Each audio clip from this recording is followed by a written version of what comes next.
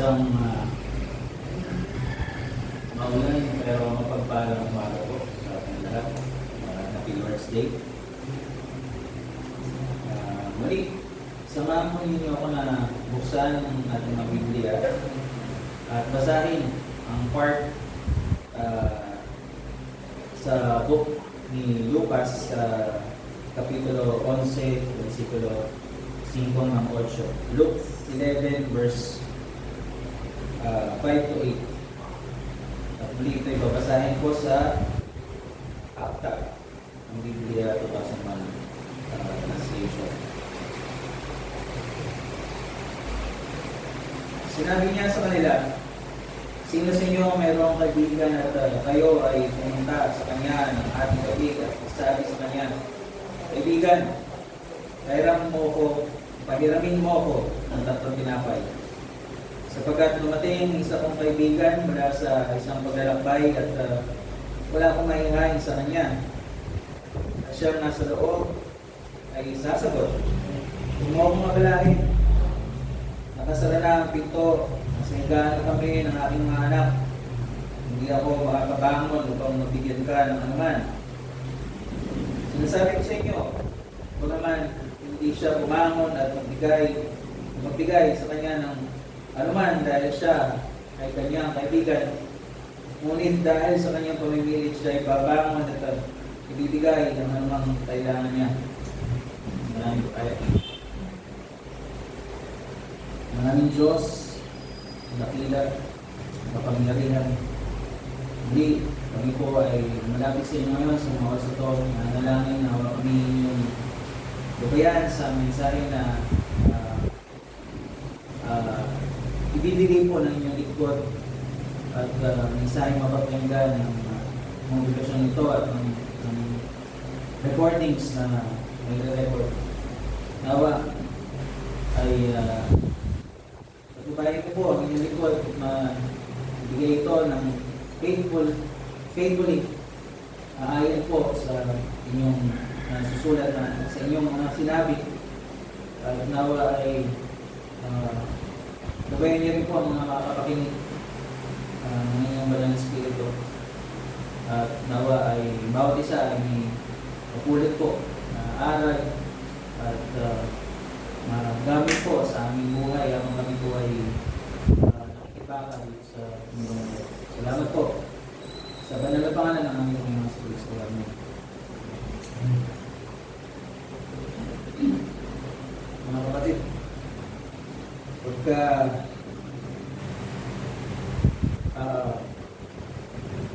mayroon ba mga pagkakataon sa buhay natin o buhay nyo na pakiramdam nyo may mga hindi nasasagot sa mga panalangin natin? Ikaw, matagal ka na nanalangin, paulit-ulit, araw-araw, dumating na yung taon, lumipas na. Pero, parang walang nangyayari. Marahil, ipinananalangin mo ang paligtasan ng isang mahal sa buhay o ang paggaling ng isang may sakit, ang pagbabalik ng isang anak na lumayo sa Panginoon. O baka simple panalangin lang, Panginoon, gabayan mo ako. Ngunit habang tumatagal, mapapansin natin parang tahimik ang langit. No? Pero dumarating kasi yan eh. Yung katahimikan yun, dumarating at minsan, no, napapaisip tayo, narinig pa ba ang Diyos? May pakialam ba sa akin ng Diyos? Bakit parang mas mabilis pa niyang nasasagot yung panalangin ng iba kaysa sa akin? Kung magiging tapat tayo sa ating mga sarili, lahat tayo dumadaan dito. Sa ganitong mga sandali. At ito ang konteksto ng talata natin ngayong araw. Pero bago ikinuwento ni Jesus yung talinghaga, meron siyang isang napakahalagang sinabi, napakahalagang pangyayari sa chapter na to. Luke 11 verse 1, sinabi niya sa sinabi ng mga alagad sa kanya, Panginoon, turuan mo kami manalangin. Hindi nila sinabi, turuan mo kami ng mga aral. Katulad mo, hindi nila sinabi na turuan mo kami gumawa ng himala o kami magturo. Hindi ang sabi, turuan mo kami manalangin. Ang reason, hindi para sabihin mahirap lapitan ng Diyos. Itinuro niya ang talinghaga upang hikayatin yung kanyang alagad na huwag panghinaan ng loob sa pananalangin.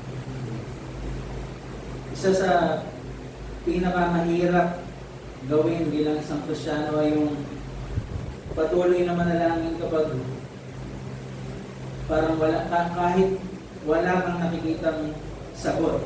Manalangin palagi, still parang walang sagot. Yun ang napakahirap. Lalo na sa mga bago, mga Kristiyano. So, syempre, hindi rin naman excuse yung mga lumang Kristiyano. Madali tayong nananalangin, no? Kapag mabilis yung sagot sa atin. I mean, panalangin na parang pag mayroong answered prayer, andyan kagad yung bulalas natin na, thank you Lord. Diba? Salamat Lord. Meron kang isang prayer na request na nangyari on the spot. Thank you Lord. Wala namang masama doon. Kaya lang, parang minsan nandun na lang kaagad yung prayer natin. And then parang hindi na natin hinahabaan kasi nga gusto natin i-enjoy yung blessing na tanggap natin. Pero, in reverse, kapag tumatagal na yung prayer natin at wala na, tila wala sagot, unti-unti tayong nanihina. Unti-unti tayong tumitigil. Minsan hindi tayo tumitigil dahil wala tayong pananampalataya. Hindi ibig sabihin tumitigil tayo, wala na tayong pananampalataya. Kundi tumitigil tayo dahil iniisip natin parang walang saysay yung panalangin. At yun yung gustong baguhin ni Jesus. Kapag para maintindihan natin yung context, no? Kailangan natin tignan yung setting. Tignan natin kung gaano kabigat yung parabola ito na sinabi ni Jesus. Una, ito ang context. Bago itong parabola ito nasa Luke 11 verse 1 to 4, yun nga, nabanggit natin kanina na humiling ang mga disipulo, ang mga alagad na turuan sila kung paano manalangin.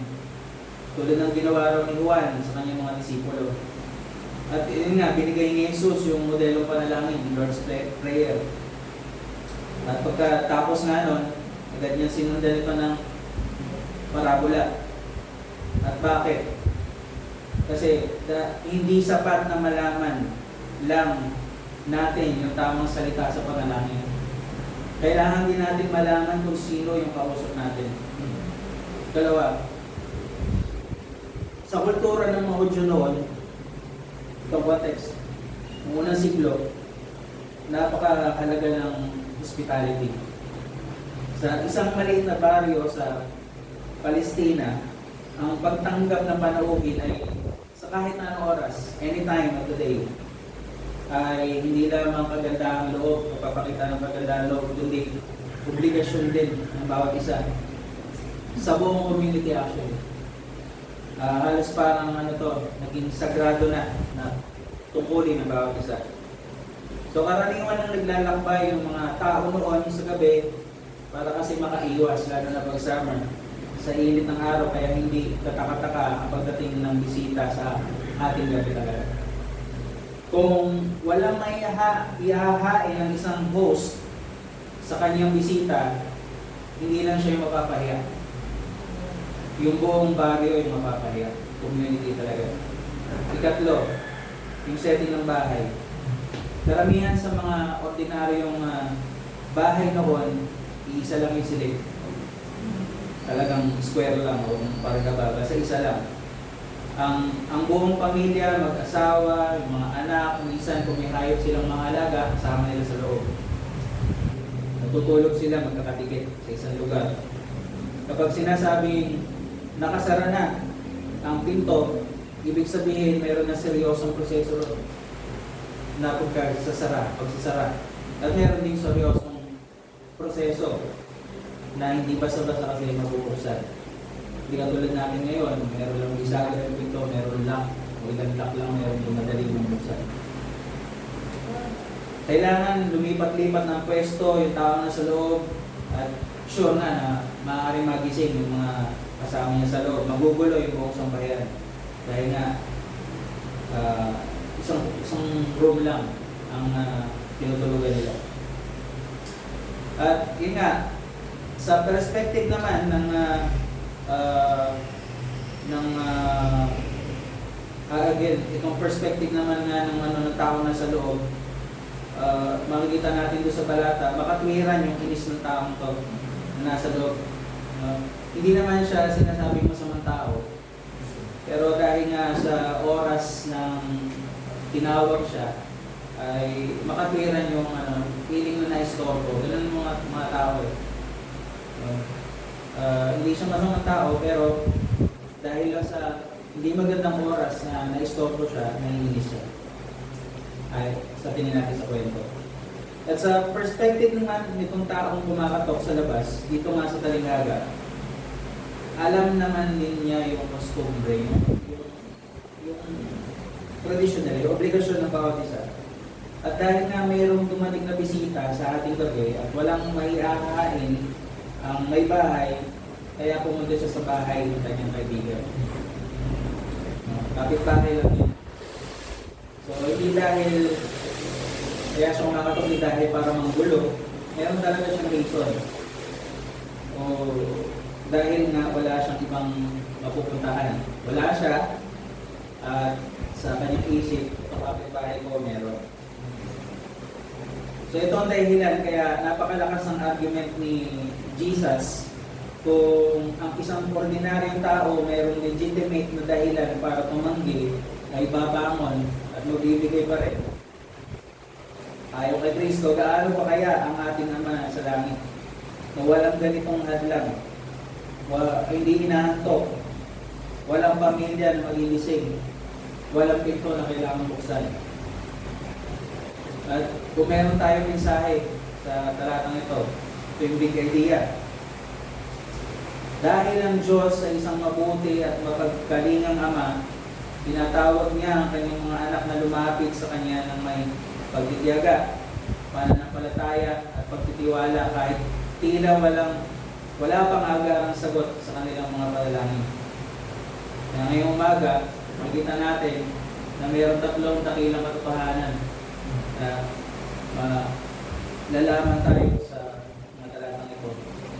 Una, ang pangangailangan na nagdala sa pagkatok. Pangalawa, ang pagkatok na hindi sumuko. Pangatlo, ang Diyos na higit na mabuti kaysa sa kaibigan sa kwento. At ito nga ng punto. Ang pangangailangan na nagdala sa pagkatok. At balikan natin ang ating verse sa verse 5. The last part. Sabi rito, di ba? Sabi ng kumakatok, kaibigan, mayroon naman ako ng 3 tinapay. So, pansinin natin, yung kalagayan ng kumakatok. Mayroong bisita dumating. Wala siyang maihain. Makikita namin dito na hindi siya naghahanap ng luho. Makikita natin dito na hindi siya humihingi ng kayamanan, ng hinihingi niya tinapay.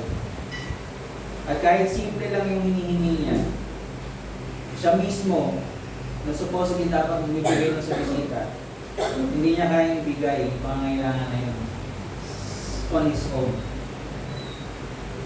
Alam niyo ba, Lord, wala pa namang mga kanin na katulad natin, staple food natin yon. Staple food nila is tinapay that time. Pero tao to, wala tinapay. So anong point? Hindi para sa sarili niya yung hinihingi niya. Yung taong to. Para ito nga doon sa panahuhin niya. Pero wala siyang tinapay at obligasyon niya na pakainin itong bisita to. So makikita natin kung gaano kahikahos ng taong to. Kasi talagang wala. Tapos siya. Pag nawalan ka ng tinapay, meron ka ng ano nun, para sa panahon natin wala kang bigas sa takalan mo. At sana meron kang isang gatang dyan, pwede mong paramihin, gawin mong lugaw. Pero itong tao to, kahit sa mga tao natin ngayon, sa panahon natin ngayon, meron nakaranas sila to. Tapos talaga, walang stock, walang reserve, kaya kailangan niya ng tulong mula sa iba. May bisita siya, again. Nakita natin yung context. Hindi lang siya yung mapapaya lahat ng kanilang baryo. So ito, pag nilayan natin, napakagandang larawan ito sa ating spiritual na kalagayan. Sa harap ng Diyos, lahat tayo ay mahihirap. Wala tayong may aalay, wala tayong sariling katwiran, wala tayong may pagmamalaki. Tulad na lalaki ito. Ang tanging magagawa natin ay kumatok. Tanong, ba't kailangan pa niyang kumatok? Ba't kailangan pa natin kumatok? Sa parable na ito, makikita natin, kinilala niya ang sarili niyang kakulangan. At yun ang simula ng tunay na panalangin. Tunay na panalangin ay umaamin. At nung taong to, umamin siya. Sabi na sa sarili niya, wala akong maibibigay. Wala akong kakayahan. Ang taong hindi nakakita ng pangangailangan niya sa Diyos. Kasi may mga taong ganito. Manalangin man sila, kahit hindi nila kailangan ang pangangailangan ng isang Diyos, hindi ko na yung kanilang pananalangin. Ngayon, tingnan nyo sa inyong imagination. Kapag ka nalulunod ng isang tao, di ba hindi ka nahihiyang sumigaw o humingi ng tulong, no? Hindi ito yung salvation na pero yung literal na nalulunod, sisigaw siya. I think ganito yung nangyari doon sa basketball player, sumigaw siya kaya nakita ng isa sumunod kaso pare sila dalawa. Kapag nasusunog yung bahay, hindi niya iniisip ang kanyang pride. No? Hindi siyang tulong sa pagsusunog ng bahay at yung kanyang life na ay threat o naso niya. Hindi na siya nagbibihis pa para magpostura para paglakas niya gano'n, okay pa rin siya kahit nasusunog ba? Hindi. Hindi niya naiisip yung pride niya. So, ganito rin dapat yung approach natin sa panalangin. Ito ay pag-amin na, Panginoon, hindi ko kaya. Kaya mga kapatid, ano ba nagtutulak sa atin, mga panalangin natin? Nananalangin na ba tayo kasi duty lang? Nananalangin na ba tayo kasi Sunday lang? Nananalangin na ba tayo kasi wala lang? Nasabi lang o naturuan ka lang mas matatanda o ng mga kaibigan. O nananalangin tayo kasi meron tayong tunay na pagkilala na wala tayong magagawa kung wala si Kristo. Pangalawang point, ang pagkatok na hindi sumuko. Balikan natin yung verse 8. Sabi ng tao na nasa loob, huwag mo akong mabalahin. Nakasara na ang pinto, nasa higaan na kami ng aking mga anak, hindi ako makakabangon upang mabigyan ka ng anuman. Sabi ulit, huwag mo akong mabalahin. So, sa unang tingin, makikita natin parang ayaw niyang tumulong dun sa kaibigan niya. Kaibigan niya to. Pero parang ayaw niyang tumulong. Again, babalikan natin yung context. Ang hirap kasi bubukas ng pinto. Makikita natin parang siya nagre-reklamo. selfish. Alam ng kaibigan niya na siya lang ang may kakayahan pero hindi siya. Yun ang sinabi niya. Mawawalahin. Pero tandaan natin, again, yung context. Makatwira ng inis ng kaibigan ito dahil nga sa structure ng bahay, yung oras. Pero hindi ito kwento tungkol dun sa isang masamang kapitbahay. Ito ay kwento tungkol sa isang karaniwang tao lang na legitimate ang dahilan para hindi bumangon. Pero bumangon pa rin. Tandaan din natin na hindi ito larawan ng karakter ng Diyos. Ito ay isang contrast. Contrast lamang. Kung kahit, sinasabi rito kasi ni Jesus, na kung kahit ng isang ordinaryong tao ay kalaunan ay magbibigay, lalo na ang Diyos. Kaya, again, dito ulit tayo sa talata sa verse 8. Verse 8 sabi, sinasabi ko sa inyo, sabi ng Jesus, bagaman hindi siya bumangon magbigay sa kanya ng anuman dahil siya ay kanyang kaibigan, ngunit dahil sa kanyang pamimilid, siya ay babangon at ibibigay ang anumang kailangan niya. Yung word na pamimilit, yung sa ESV, ano to, impudence, or persistence. So, ang salitang ito na ginamit dito ay meron ding idea na shameless boldness. So, hindi ito kawalang galang, no, sa kapitbahay niya sa mismo oras ng gabi, inaistorbo niya. Hindi ito kawalang yaan. Ito ay boldness o shameless boldness, meaning ito ay matapang na pagtitiwala. Kasi alam niya, kung kaibigan niya, ay meron. So, para raw siyang bata na merong matapang na pagtitiwala na alam niyang mahal siya ng kanyang ama. Now, paglilayan natin, let's not think about God na natutulog siya. Huwag natin iparehas ang Diyos dito sa parable na to na natutulog siya. Kaya hindi niya tayo nasasagot sa ating mga panalangin. Or as we thought, no, baka mapakanta pa tayo na natutulog ba ang Diyos, no? Sana hindi. It's nothing like that, no? Hindi sinasabi ni Jesus na, hindi rin niya sinasabi na kulitin ninyo yung door ng Diyos, no? Para sumagot siya.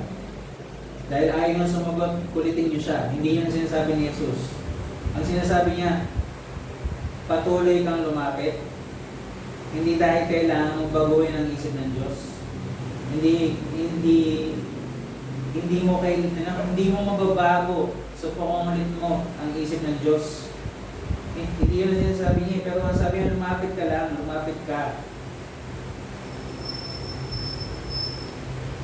Kasi, pinapalapit ka ni Jesus sa Diyos dahil alam niya na sa tuwing lumalapit ka sa Kanya, sa tuwing nagtitiwala ka sa Kanya, binabago niya yung puso mo habang naghihintay ka.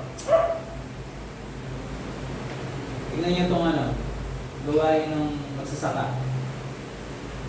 Nagtanim siya last week. Pero naguhukay ba siya araw-araw para tingnan yung mga pinhi na tinanim niya para makita niya kung tumutubo ba o ano? So, ang ginagawa niya lang, tatanim lang siya. Tatapunin niya ng lupa. Pero meron siya sense na nagtitiwala siya, naghihintay siya, at patuloy lang siya na nagdidilig. Ganito rin tayo dapat sa ating panalangin. Marahil, meron tayong mga pinapanalangin ngayon. O baka isang taon na lumipas, yun pa rin yung ating prayer. 5 taon na lumipas, yun pa rin prayer ng 10 taon na. Pero sabi ni Jesus, tumigil. Pero ito again, wag nating isipin na obligado ang Diyos na ibigay sa atin yung gusto natin kasi hindi sa obligado. Pero ang point nandito, huwag kang tumigil dahil mabuti ang Diyos.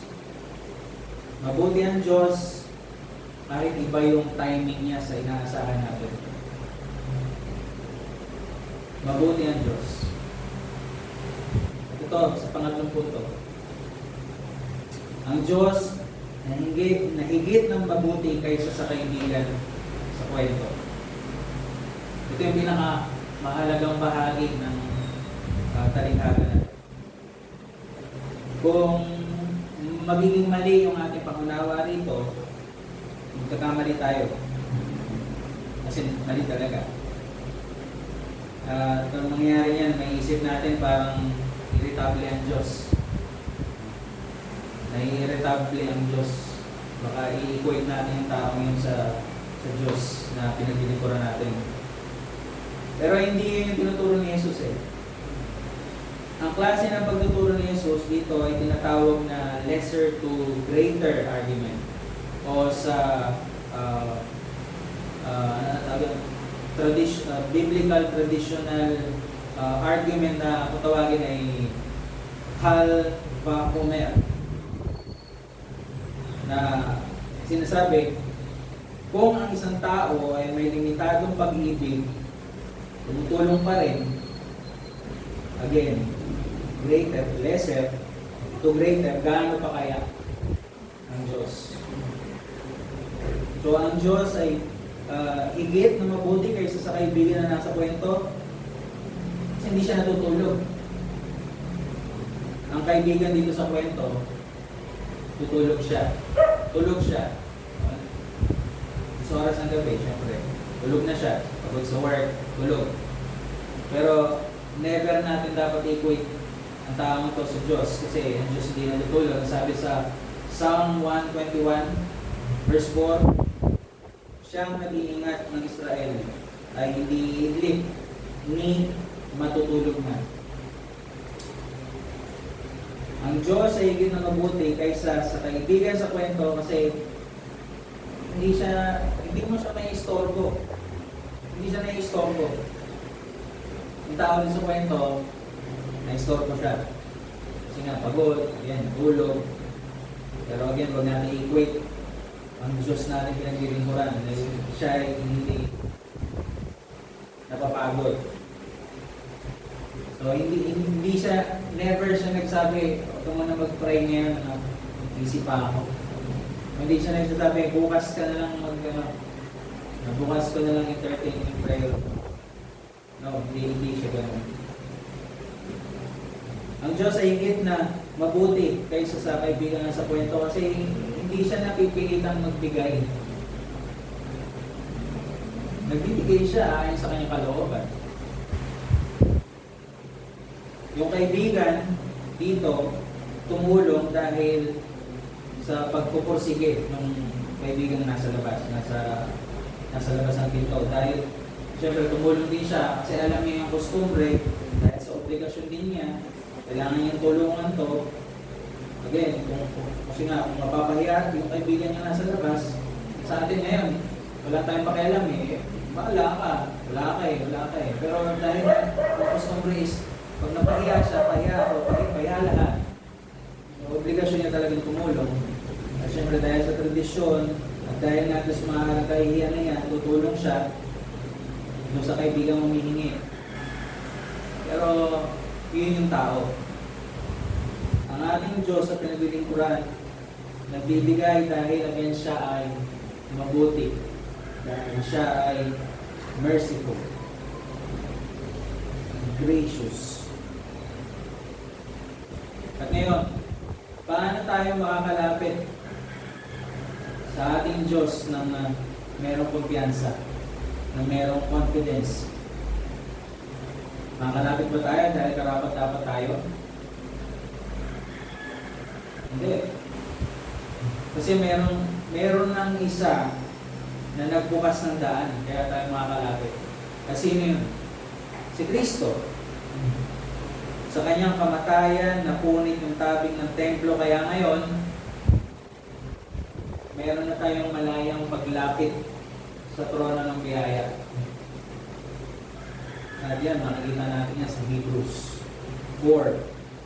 Sabi ron, lumapit tayo ng may katapangan, lumapit tayo ng may pagtitiwala sa trono ng biyaya. At dito sa talatang to, makikita natin, dito sa talinghagang ito, makikita natin ang maraming katuruan, mga mahalagang katotohanan. Ang katotohanan ng panalangin na itanda ng pagtiwala, hindi parano pang pilitin ng Diyos sa gusto natin.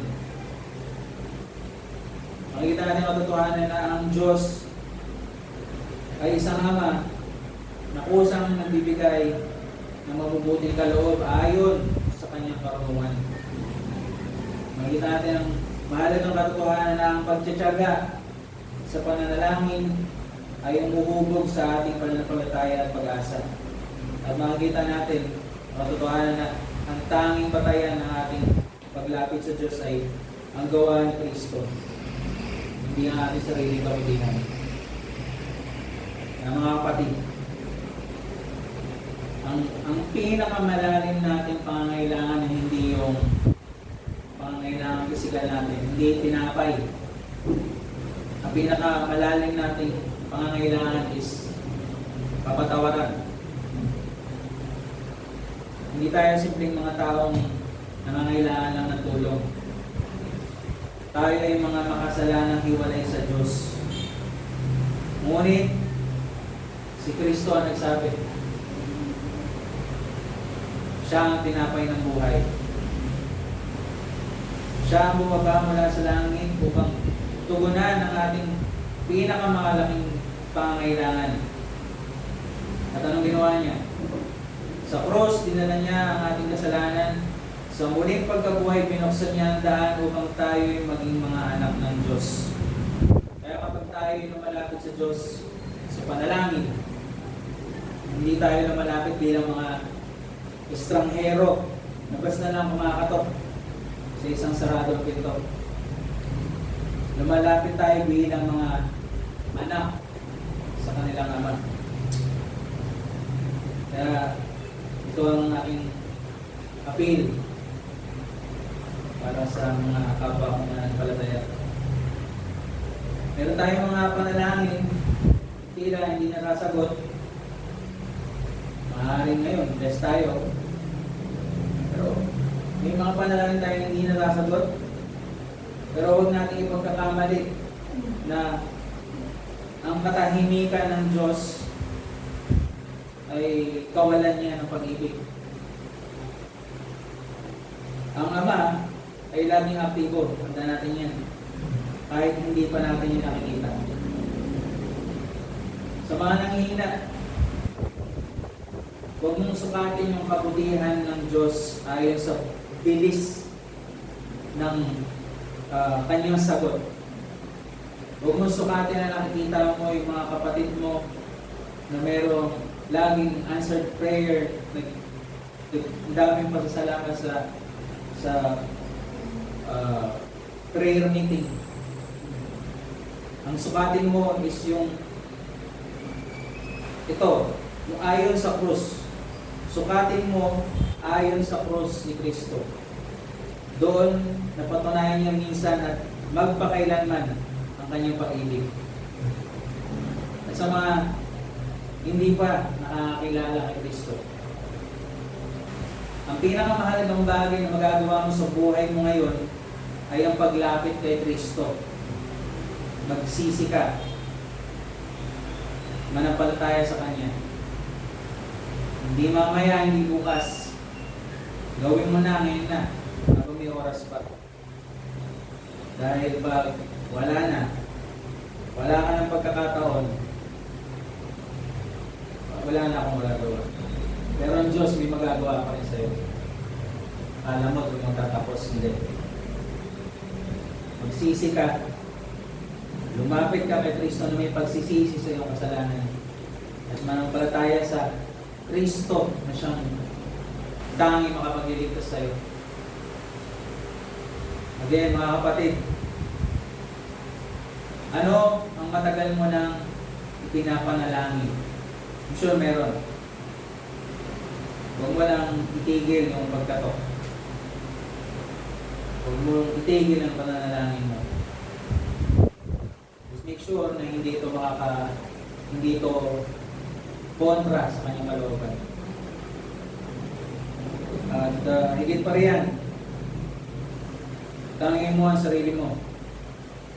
Tanungin natin ang bawat sarili natin. Lumalapit ba ako sa Diyos bilang isang anak na nagtitiwala sa Ama? Ganun ba ako manalangin? O bilang isang taong nag-aalinlangan sa kanyang kabutihan? Ito ang aking challenge ngayon. Maaaring ngayon, blessed ka. Marami kang biyaya, sagana, walang problema, masaya. Pero darating ang panahon na tila kahit anong prayer mo, parang tahimik ka lang. Pero tandaan natin, ang katahimikan ng Diyos ay hindi nangangahulugan na wala siyang ginagawa, na wala siyang pakialam. Habang tayo naghihintay, tandaan natin na hinuhubog niya ang ating pananampalataya, pinalalalim ang ating pagtitiwala, at itinuturo sa atin na ang pinakamabuting sagot ay hindi yung pinakamabilis na sagot sa atin, kundi yung kanyang perfectong kalooban. Kaya habang hinihintay natin ang araw ng pagbabalik ng ating Panginoong Jesucristo, manatili tayo mga taong nananalangin, titiwala, at hindi sumusong pumatok sa prolo ng biyaya. Maging manatili tayo at mag-persist, mag-persevere. Kung meron akong may iwang mensahe sa inyo ngayon, ito yun. Kapag tila tahimik ang langit, huwag mong isipin na isinara ng Diyos ang kanyang pintuan. Ang Ama ay maaaring hindi laging sumagot ayon sa oras na gusto natin, ngunit hindi siya kailanman nabibigyang sumagot ayon sa kanyang perfectong pag-ibig, ayon sa kanyang karunungan at layunin.